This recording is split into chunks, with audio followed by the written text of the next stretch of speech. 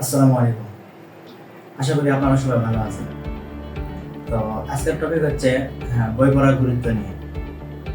আপনি যখন বই পড়েন তখন আপনার ব্রেনে একটা ভিজুয়ালাইজেশন পাওয়ার তৈরি হয়। যেমন সাহিত্যিকভাবে বর্ণনা দেই, ধরেন যে রহিম বাজারে যাচ্ছে। তো আপনার মস্তিষ্কে একটা অটোমেটিক কল্পনা হবে, হয়তো রহিম লুঙ্গি পরা, ঘাড়ে গামছা আছে, আশেপাশে গাছপালা, গ্রামের মেঠোপথ, এইরকম একটা আপনার মস্তিষ্কে একটা কল্পনা করে নেবে অটোমেটিক।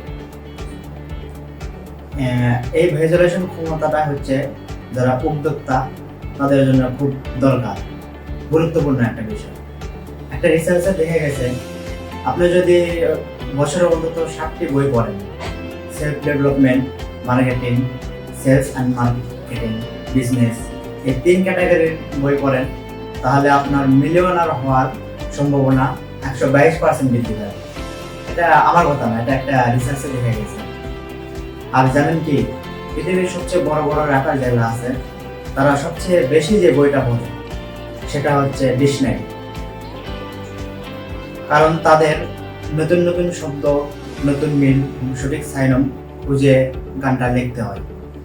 এই জন্য তারা ডিকশনারি বেশি পড়ে। এখানে প্রচুর অর্থ, প্রচুর মানে পৃথিবীর মধ্যে মনে করেন যে 99% শব্দের অর্থ বা সাইনম এখানে পাওয়া যায়। তাই আপনি যে সেক্টরে আছেন সেই সেক্টরের বইটা পড়া আপনার জন্য অপরিহার্য। বই শুধু আপনাকে জ্ঞান দেয় না, এটা আপনার কল্পনা, ভাষা ও সাফল্য বাড়িয়ে দেয়।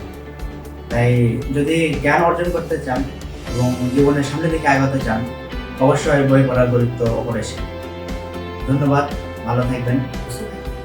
সালাম আলাইকুম।